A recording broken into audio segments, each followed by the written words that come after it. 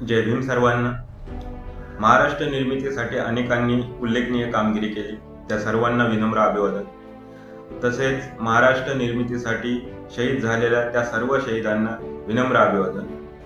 महाराष्ट्र निर्मितीमध्ये भरघोस कामगिरी तसेच कामगारांसाठी सर्वोच्च कामगिरी केली आहे डॉक्टर बाबासाहेब आंबेडकरांनी आणि आंबेडकरी योद्धांनी। परंतु आजपर्यंत जाणीवपूर्वक या दिवशी आंबेडकरी चळवळीचं योगदान दुर्लक्षित केलं गेलं, हेही तितकंच खरं आहे। पण आता ज्याचा सन्मान त्याला मिळालाच पाहिजे। महाराष्ट्राच्या हितासाठी सर्व समाज एकवटलाच पाहिजे। म्हणूनच आम्ही आव्हान करत आहोत, येत्या 1 मे रोजी चला वंदन करूया डॉक्टर बाबासाहेब आंबेडकरांना आणि चळवळीतील योद्ध्यांना। नमन करू संयुक्त महाराष्ट्रासाठी रान उठवणाऱ्या अण्णाभाऊंना, अमर शेखांना। कामगारांसाठी आणि महाराष्ट्र निर्मितीमध्ये बाबासाहेबांचे आणि आंबेडकरी योद्ध्यांचे योगदान जाणून घेऊ।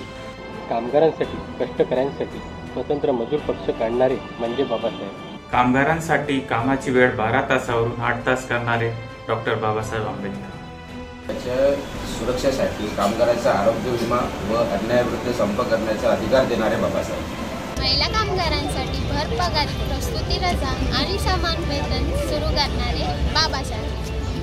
कामगार कल्याण निधी आणि दिवाळी बोनसची सुरुवात करणारे डॉक्टर बाबासाहेब आंबेडकर। खाण कामगारांच्या समस्या जाणून घेण्यासाठी हजारो फूट खाणीमध्ये स्वतः उतरून आढावा घेणारे म्हणजे बाबासाहेब। एम्प्लॉयमेंट एक्सचेंजची सुरुवात करणारे बाबासाहेब। रिटायरमेंट बेनिफिट चालू करणारे बाबासाहेब। कामगारांसाठी, सध्याच्या सर्व वर्किंग स्टाफसाठी अशी भरीव कामगिरी करणाऱ्या बाबासाहेबांना कामगार दिनात वंदन करूया। भाषांवर प्रांतरचनेत मुंबईसह संयुक्त महाराष्ट्राची निर्मिती डॉक्टर बाबासाहेब आंबेडकरांच्या विचारातून झाली। संयुक्त महाराष्ट्र चळवळीला मार्गदर्शन करणारे बाबासाहेब। संयुक्त महाराष्ट्र चळवळीतील नेत्यांचे बैठकीचे केंद्र हे बाबासाहेबांचे राजगृह होते।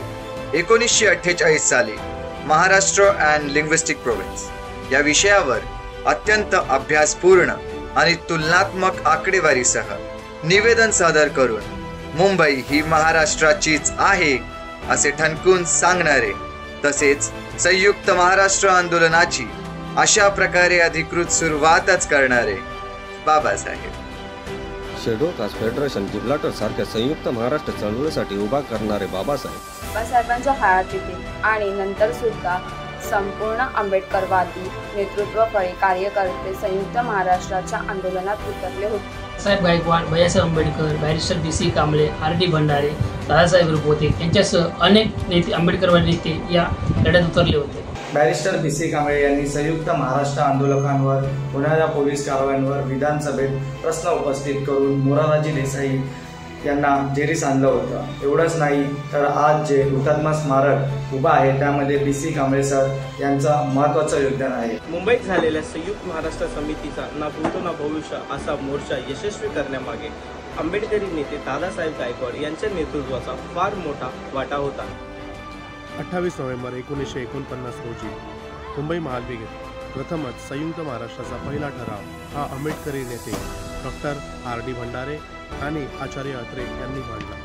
22 डिसेंबर 1955 रोजी डॉक्टर RD भंडारे यांच्या पूर्वनियोजित संयुक्त महाराष्ट्राचा ठराव विधानसभेत संमत झाला आणि 8 मे 1959 रोजी डॉक्टर RD भंडारे यांनी संयुक्त महाराष्ट्राच्या निर्मितीसाठी सहकार्य करणे म्हणजे डॉक्टर बाबासाहेब आंबेडकर यांच्या प्रतिज्ञेची पूर्तता करणे असा खुलासा केला। यावरून स्पष्ट दिसून येते की संयुक्त महाराष्ट्राच्या लढ्यात आणि कामगारांसाठी बाबासाहेबांचे किती अमूल्य योगदान राहिले आहे। याचा सर्वांनी जास्तीत जास्त प्रसार करावा व डॉक्टर बाबासाहेबांचे कार्य फक्त वंचित आणि शोषित समाजापुरतं मर्यादित न करता बाबासाहेबांचे इतर महत्त्वाचे कार्यसुद्धा जगासमोर आणण्याचे प्रामाणिक प्रयत्न करावे। संयुक्त महाराष्ट्र ही बाबासाहेबांची देण आहे, तरी माझे तमाम मराठीजनांना आव्हान आहे की या दिवशी बाबासाहेबांना अभिवादन देण्यासाठी मी येत आहे, तुम्ही या। जेव्हा मराठी म्हणून आपण एकत्र आलो तेव्हा स्वराज्याची निर्मिती झालेली आहे।